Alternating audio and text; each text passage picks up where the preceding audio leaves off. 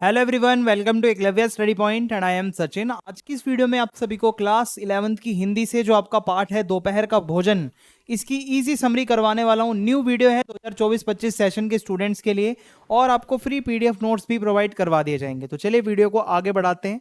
अगर आपको कुछ क्वेरी है या कुछ पूछना है तो आप इंस्टाग्राम पे मुझे फॉलो कर सकते हैं। यूजर नेम आप सभी के सामने लिखा हुआ है। और अगर आपको हमारे फ्री पीडीएफ नोट्स डाउनलोड करने हैं तो उसके लिए आप हमारे टेलीग्राम ग्रुप को ज्वाइन कर लीजिए।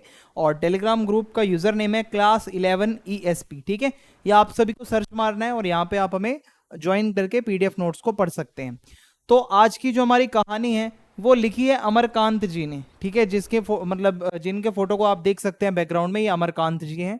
तो दोपहर का भोजन जो स्टोरी है बहुत ही ज़्यादा आप समझ लो इमोशनल स्टोरी है, क्योंकि कहानी का परिवार निम्न मध्य वर्गीय है, यानी कि लोअर मिडल क्लास।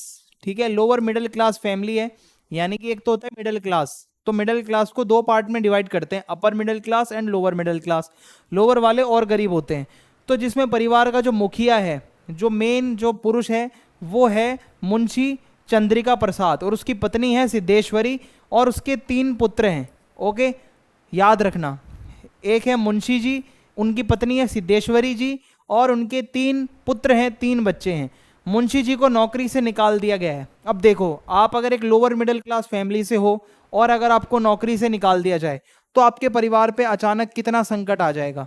तो ये सिद्धेश्वरी बेचारी गरीब औरत, ये किस तरीके से इन लोगों को पालेगी, कैसे इनको खाना खिलाएगी, वो हमारी पूरी स्टोरी है आज की। ठीक है, तो अब हम आगे बढ़ते हैं। देखिए, पहला जो पुत्र है उसका नाम है रामचंद्र, जो 21 साल का है, जो दैनिक समाचार पत्र में प्रूफ रीडर का काम करता है। प्रूफ रीडर यानी कि कोई समाचार पत्र प्रकाशित होने से पहले उसमें क्या त्रुटियां हैं, क्या उसके अंदर खराबियां हैं, वो देखना। और इसके अलावा पिछले वर्ष ही उसने इंटर पास किया था। ठीक है, इंटर तक की पढ़ाई उसने कर रखी है। दूसरा पुत्र मोहन है, जो 18 साल का है, जो इस साल हाई स्कूल का प्राइवेट जो है इम्तिहान देने की तैयारी कर रहा है, यानी कि ये अभी हाई स्कूल में है। तीसरा पुत्र प्रमोद है, जो 6 वर्ष का है और कुपोषित है। याद रखना, कुपोषित है, कुपोषण का शिकार है भाई। तो अब हम देखेंगे परिवार की आर्थिक स्थिति कैसी है। तो होता क्या है, सिद्धेश्वरी ने खाना बना लिया है और दोनों घुटनों के बीच सिर रखकर जमीन पर चलती चींटी और चींटों को देख रही है। यानी कि ऐसे नीचे सर करके बेचारी परेशान होकर चींटी और चींटों को देख रही है। और केवल 7 रोटियां ही उसने बनाई है, क्योंकि आटा उतना ही पड़ा था। केवल और केवल 7 रोटियां बन पाई। और परिवार के सदस्य हैं सिद्धेश्वरी, मुंशी जी और उनके 3 पुत्र। तो ये 5 लोग 7 रोटियां कैसे खाएंगे, ये इस पूरे चैप्टर की मेन कहानी है। दोपहर का भोजन।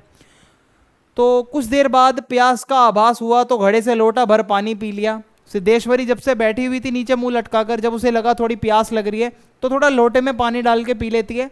खाली पेट पानी पीने से उसके कलेजे में वो पानी लगता है और वो हाय राम कहती। कभी आप ना बिल्कुल जब खाली पेट हो तो कभी आप पानी पी के देखना, सीधा कलेजे में जाके लगेगा। और उसका हाय राम निकल गया और वो वहीं कहकर जमीन पर लेट गई, यानी कि मतलब बहुत परेशानी में थी। उसने पानी प्यास मिटाने के लिए ही नहीं बल्कि भूख मिटाने के लिए पिया था। अक्सर अमूमन हम पानी पीते हैं ताकि हमें प्यास लग रही होती है, प्यास बुझ जाए। लेकिन सिद्धेश्वरी ने जो पानी पिया था ना लोटा भर के, वो इसलिए पिया था कि उसकी भूख शांत हो जाए, पेट थोड़ा सा भरा भरा सा महसूस हो। तो आप समझ रहे हो कितना यहाँ पे खराब वो चल रहा है। ठीक है, परिवार की निर्धनता का सजीव चित्रण। अब देखो, बरामदे में एक अध टूटे खटोले पर, यानी कि खटोला यानी कि जो आपकी चारपाई होती है ना, खाट टाइप से जो होती है, आधी टूटी भी हुई है वो। ठीक है, और उसके ऊपर 6 वर्ष का प्रमोद लेटा हुआ है। प्रमोद कैसा है, कुपोषित है। देखो, ये कुपोषित बच्चे की पहचान है जो आप फोटो में देख रहे हो। तो वो कुछ ऐसा दिखता है और नंग धड़ंग पड़ा हुआ है, कोई तन पे कपड़े ढंग से नहीं पहने हुए। उसके गले तथा छाती की हड्डियां साफ दिख रही हैं। देखो, ये वाली हड्डियां दिख रही हैं, छाती की हड्डियां दिख रही हैं, ये साइन होते हैं कुपोषण के। और उसके हाथ पैर बासी ककड़ियों की तरह सूखे तथा बेजान थे। देखो, हाथ कितने सूखे हुए हैं, पैर कितने सूखे हुए हैं। तो प्रमोद एक कुपोषित बच्चा है। ठीक है, अब हम आगे बढ़ते हैं। तो अब यहाँ पे आगे होता क्या है, देखिए, मुंह खुला होने के कारण अनगिनत मक्खियां उसके मुंह पर भिनक रही थी। यानी कि उसका मुंह खुला हुआ था तो भाई बहुत सारी मक्खियां उसके मुंह के ऊपर भिनक रही थी।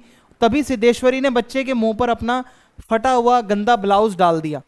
सोचो क्या घर के हालात हो रखे हैं कि मतलब इतना ज़्यादा, एक तो वहाँ पे हाइजीन का मसला चल रहा है, ऊपर से मक्खियाँ आ रही हैं, सारा घर मक्खियों से भिन-भिना रहा है।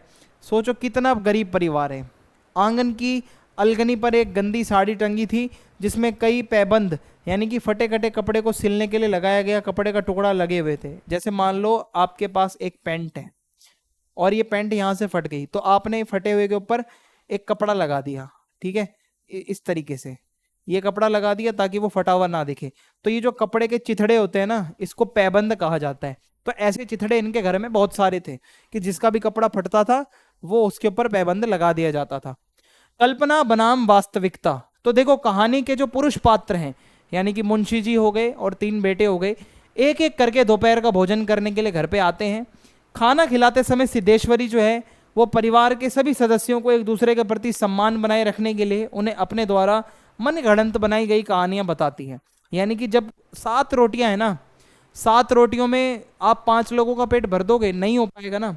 लेकिन वो सिद्धेश्वरी का आप दिमाग देखना, वो कैसे कहानी घुमाएगी, तो जिससे उनमें एक दूसरे के प्रति एकता और सम्मान बना रहे, सभी सदस्य एक दूसरे पे गुस्सा ना करें, खाने को लेकर लड़े ना। तो सिद्धेश्वरी एक कहानी बनाती है। उदाहरण के लिए वो अपने पति से कहती है, रामचंद्र कह रहा था कुछ दिनों में नौकरी लग जाएगी।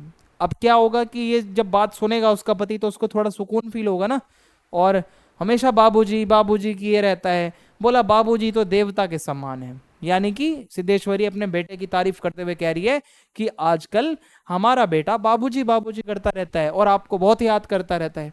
इसी प्रकार वह अपने बड़े पुत्र, जब उसका बड़ा बेटा घर आता है तो उसको कहती है कि आज प्रमोद सचमुच नहीं रोया। यानी कि जो छोटा प्रमोद सारा दिन रोता रहता है उसके बारे में सिद्धेश्वरी कहती है आज वो नहीं रोया। मोहन किसी लड़के के यहाँ पढ़ने गया हुआ है। एक अपनी मनगढ़ंत सी वो कहानियां बनाई जा रही है सिद्धेश्वरी इसमें। तो मंझला पुत्र मोहन जो है उसके आने पर भी यही एक कहानी सुनाई जाती है कि बड़का तुम्हारी बड़ी तारीफ कर रहा था। बड़का यानी कि बड़ा लड़का तुम्हारी बहुत तारीफ कर रहा था, कह रहा था कि मोहन बड़ा दिमागी होगा, यानी कि मोहन बहुत इंटेलिजेंट बनेगा, बहुत पढ़ेगा लिखेगा, आगे जाएगा। परंतु वास्तविकता तो कुछ और ही थी, यानी कि असलियत में वो नहीं था इतना पढ़ने में तेज, ठीक है। लेकिन सिद्धेश्वरी कहानियां गढ़ रही थी अपने मन से। पारिवारिक भावनाओं का मार्मिक चित्रण, दिल छूने वाला चित्रण, इसको देखते हैं कैसा है। परिवार के सभी सदस्य अपने ये गरीबी को जानते थे। सबको पता है कि हमारे घर में गरीबी चल रही है, पिताजी की नौकरी छूटी हुई है, परंतु एक दूसरे के समक्ष ये गरीबी को वो व्यक्त नहीं होने देते थे। पता है कि गरीबी है, पर जब आमने सामने बैठते थे तो ये गरीबी का एहसास एक दूसरे को नहीं होने देते थे। और ये कैसे, आगे आपको बताता हूं। सिद्धेश्वरी जानती है कि रोटियां कम हैं, केवल और केवल 7 रोटियां हैं। सिद्धेश्वरी ये बात जानती है, फिर भी वो एक और रोटी देने का उपक्रम भी करती है। यानी कि मान लो कोई खाना खाने आया, मुंशी जी आए, 1 रोटी खाई, पता है 7 रोटियां हैं, बच्चों को भी खिलानी है, खुद भी खानी है, फिर भी पूछती थी और रोटी चाहिए। तो आप सोचो कि वो कितनी अच्छी महिला है।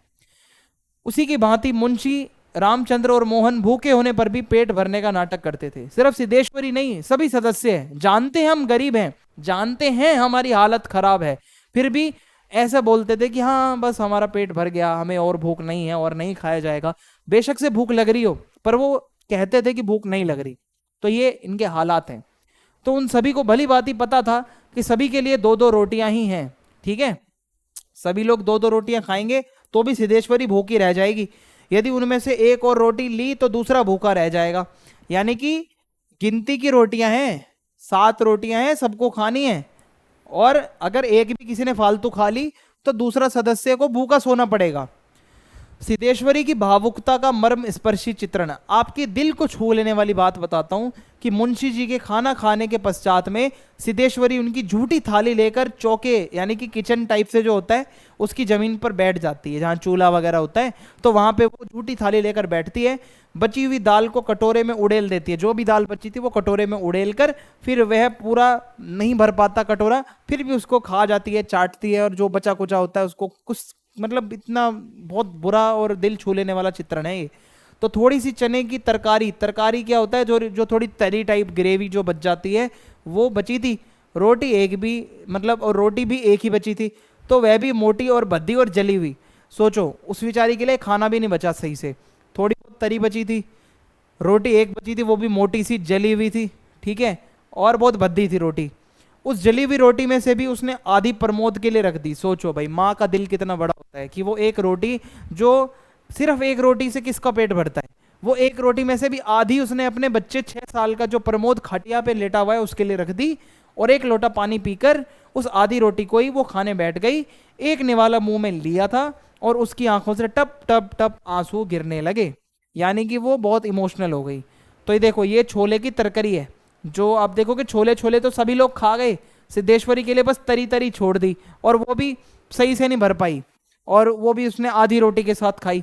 तो सोचो ये दोपहर का भोजन जो पाठ है, ये कितना मर्म स्पर्शी था, जो हमने पढ़ा और हमने समझा कि कैसे एक एक करके सभी सदस्य आते हैं, एक दूसरे के बारे में झूठ बोलते हैं। और मतलब इसी तरीके से सिद्धेश्वरी कई सारे झूठ बोलती है, लेकिन याद रखना सिद्धेश्वरी के जो 100 झूठ है ना, वो सत्य के समान है, क्योंकि उसने सभी सदस्यों को जोड़े रखने के लिए, एक दूसरे के प्रति सम्मान का भाव रखने के लिए ये झूठ बोले थे।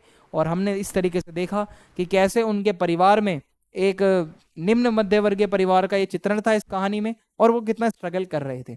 तो वीडियो अच्छी लगी है तो चैनल को सब्सक्राइब करना, वीडियो को लाइक करें, फीडबैक लिखना कमेंट बॉक्स में, और ज़्यादा से ज़्यादा अपने दोस्तों के साथ इस वीडियो को शेयर करें। जय हिंद, जय भारत, मिलते हैं।